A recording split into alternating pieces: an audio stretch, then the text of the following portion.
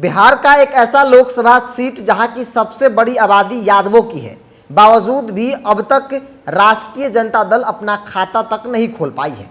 दरअसल बिहार में आगामी लोकसभा चुनाव को लेकर सियासी बाजार सज चुका है। राष्ट्रीय से लेकर क्षेत्रीय पार्टियों ने सभी 40 लोकसभा सीटों पर चुनावी मंथन शुरू कर दिया है। इसी सियासी चर्चा के बीच आज हम बात करेंगे बिहार के काराकट लोकसभा क्षेत्र के बारे में, वहां के समीकरण के बारे में। दरअसल दक्षिण बिहार की काराकट लोकसभा सीट से जेडीयू के महाबली सिंह अभी सांसद हैं।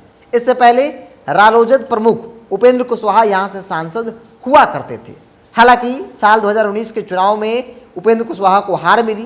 काराकट सीट का नाम पहले विक्रमगंज हुआ करता था।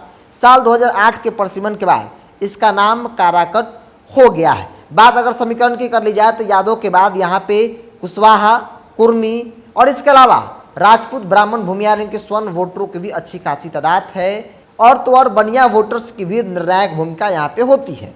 दरअसल साल 2024 से पहले जेडीयू महागठबंधन में चली गई है। अब बात कर रहे हैं सियासी गठबंधन के अनुसार 24 के समीकरण को।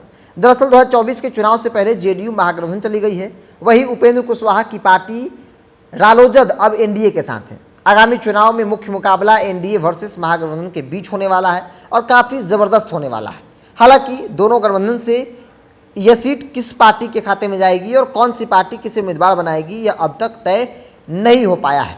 बात अगर एनडीए की कर ली जाए तो उपेंद्र कुशवाहा की दावेदारी है। वही महागठबंधन में आरजेडी और जेडीयू यहाँ पर चुनाव लड़ सकती है। अब जरा इस बात को समझने के लिए वहाँ के समीकरण को समझना बेहद जरूरी है।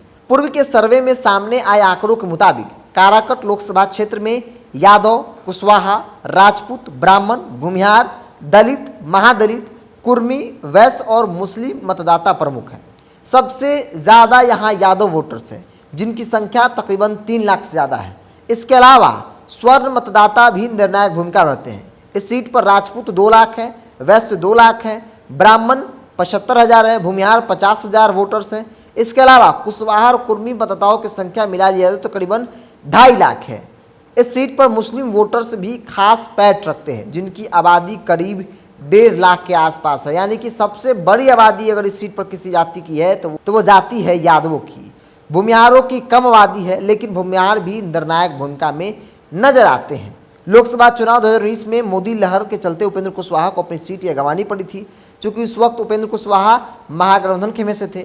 हालांकि 2014 में एनडीए के साथ रहकर उपेंद्र कुशवाहा ने काराकट से चुनाव लड़ा था और वो वहाँ से चुनाव जीत गए थे। लेकिन 24 में क्या होगा, ये सबसे बड़ा सवाल है। चूँकि मौजूदा परिस्थिति के हिसाब से उपेंद्र कुशवाहा एनडीए में है, जीतन नामाजी हैं और चिराग पासवान हैं। वही दूसरी तरफ नीतीश कुमार, लालू यादव समेत कई कांग्रेस, वामदल भी अच्छी खासी पकड़ उस सीट पर रखती है। तो सवाल है कि क्या 24 में इस सीट पर परिवर्तन होगा? क्या जो अब तक नहीं हो पाया है वो होगा? चूँकि हमने आपको शुरुआती में बताया कि यादव की संख्या सबसे बड़ी है, बावजूद भी यहाँ पे राष्ट्रीय जनता दल एक भी चुनाव नहीं जीत पाई है। इससे पहले आलोक मेहता जो कुशवाहा समाज से आते हैं, वो उम्मीदवार आरजेडी के थे, वो भी चुनाव हार गए। हालांकि देखने वाली बात होगी, चूँकि नीतीश कुमार का साथ मिला है, तो ऐसे में इंडिया गठबंधन, महागठबंधन पहले की अपेक्षा में काफ़ी ज़्यादा मजबूत है। अब तक विपक्षी पार्टियां बिखरी हुई थी, लेकिन अब विपक्षी पार्टियां काफ़ी मजबूत हैं। नीतीश कुमार की भी अपनी अच्छी खासी वोटर्स है और इस लिहाज से कहा जा रहा है कि अगर उपेंद्र कुशवाहा वहाँ चुनाव लड़ते हैं तो फिर नीतीश कुमार की पार्टी अगर वहाँ चुनाव लड़ती है या फिर राष्ट्रीय जनता दल चुनाव लड़ती है तो ये मुकाबला काफ़ी टक्कर का हो सकता है और शायद एनडीए पर महागठबंधन भारी भी पड़ सकता है। बहरहाल आपकी क्या राय है, आप अपनी राय को कमेंट्स बॉक्स में रखिए। अगर आप मेरे चैनल को यूट्यूब पर देख रहे हैं तो सब्सक्राइब कर लीजिए, फेसबुक पर देख रहे हैं तो पेज को लाइक और फॉलो कर लीजिए।